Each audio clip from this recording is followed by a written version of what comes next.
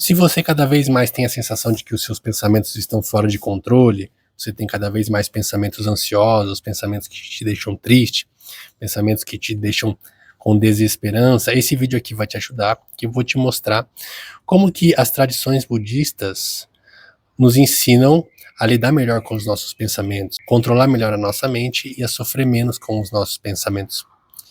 Quando a gente fala de controle da mente, a gente tem uma visão, né, principalmente do nosso lado ocidental, uma visão meio mística, né, como se quando a gente imagina, controlar a mente, a gente imagina um monge em cima da montanha, vivendo sozinho durante anos, e ele tá lá em profundos estados alterados de consciência, né, tem toda uma coisa mística em volta disso, como se fosse algo meio mágico, meio irreal, né. Porém, o budismo, principalmente as meditações budistas, elas já são muito bem estudadas pela ciência moderna, e a ciência nos mostra que essas meditações, por mais que elas foram inventadas há mais de 2.000 anos atrás, elas realmente têm o poder de mudar as estruturas do nosso cérebro para melhor, para uma mente mais saudável, uma mente num estado de presença maior, uma mente mais criativa, uma mente mais focada. Então, voltando para o tema, como que o budismo vê essa questão? O que o budismo fala que a gente deve fazer para controlar nossa mente? Primeiro que, no fundo, todo mundo fala que quer controlar a própria mente, né? Mas no fundo o que todo mundo quer é não sofrer com os próprios pensamentos. O que todo mundo quer é não sofrer, não ter pensamentos que te deixam em sofrimento. Porém, o budismo fala que é impossível você parar de pensar. Os pensamentos vão existir. O que você tem controle é como que você reage a esses pensamentos. Qual que é a sua reação emocional a esses pensamentos? Se é um pensamento que te deixa triste, um pensamento que te deixa ansioso. E o budismo fala que para a gente não sofrer, não se envolver emocionalmente com os nossos pensamentos, a gente tem que não se identificar com os nossos pensamentos. Que na prática é o quê? A gente tem que tomar uma certa distância do nosso pensamento, uma distância suficiente para a gente entender que nós não somos os nossos pensamentos. Como se os nossos pensamentos fossem encomendas de fora, fossem coisas que não é uma expressão de quem nós realmente somos. Isso é algo que vem de fora e que você reage àquilo.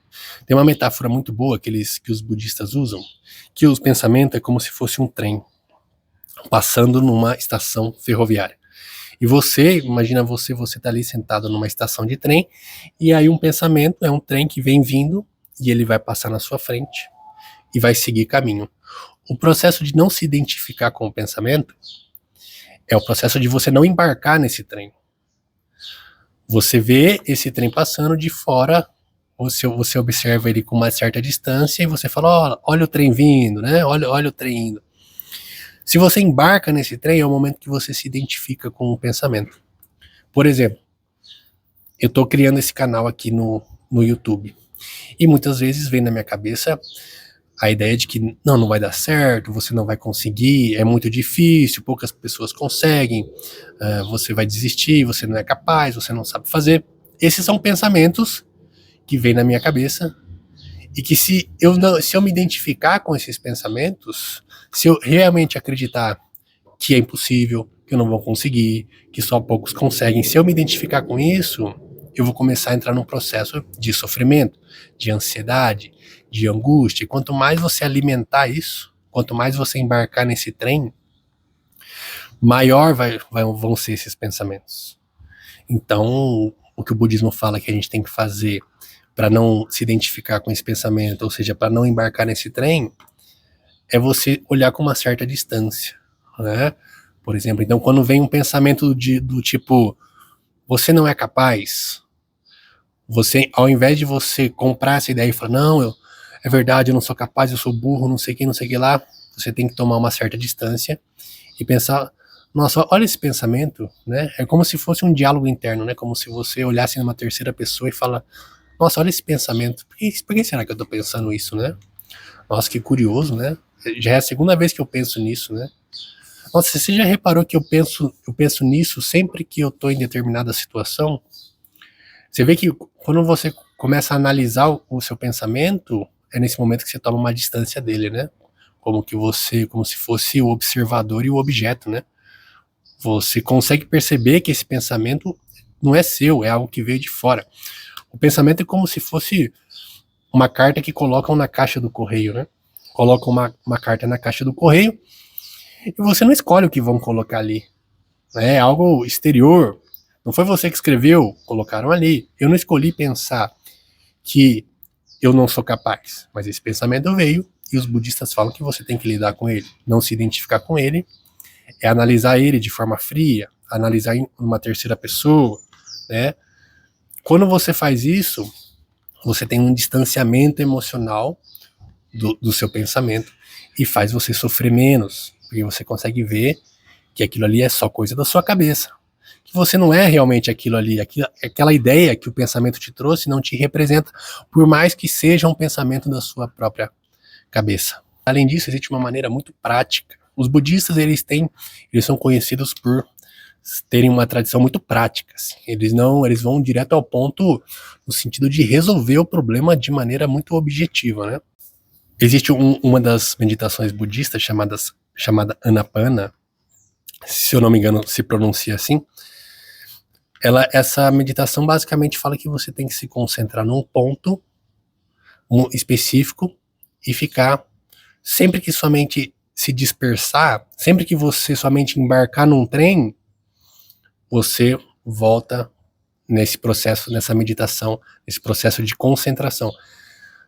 Uma das técnicas é você prestar atenção na sua respiração, no ar que sai do nariz, você presta atenção na temperatura do ar, você presta atenção na sensação que causa aqui em cima, debaixo das narinas, a sensação do ar entrando, a sensação do ar saindo, a temperatura que entra, a temperatura que sai.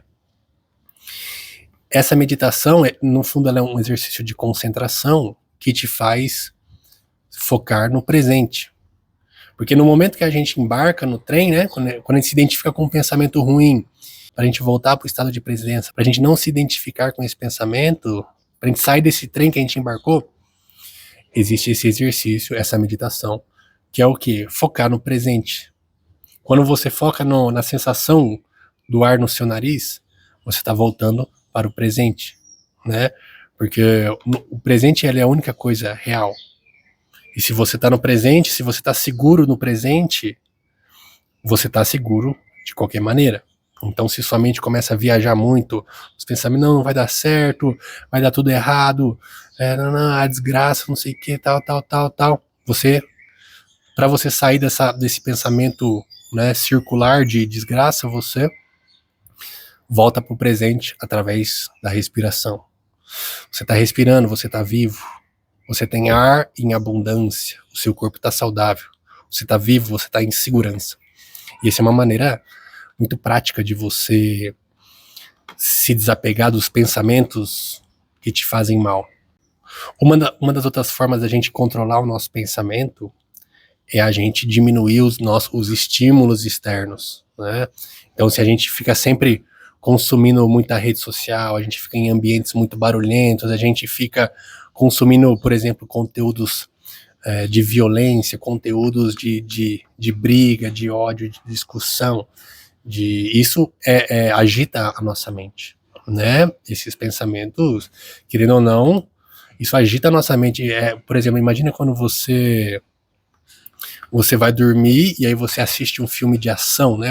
É meia-noite, você está prestes a dormir, você decide assistir um filme de ação para dormir, ou um filme de terror. O que você acha que vai acontecer, né? O seu sono você vai provavelmente ficar acordado até mais tarde, porque o seu cérebro vai entrar no modo de alerta, né?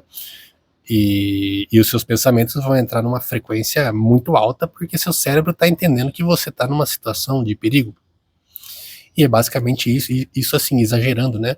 Mas quando a gente fica o dia inteiro vendo coisas muito estimulantes, que nos causam sensações ruins o tempo todo, isso vai te levar, você vai passar o restante do dia com essas imagens na sua cabeça, agitando os seus pensamentos, né?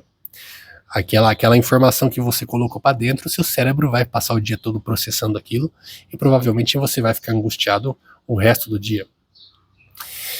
Então é isso, pessoal. Se você gostou desse vídeo, se inscreve nesse canal, porque eu vou postar mais coisas sobre isso, mais coisas sobre autoconhecimento, psicologia, filosofia. E é isso, obrigadão.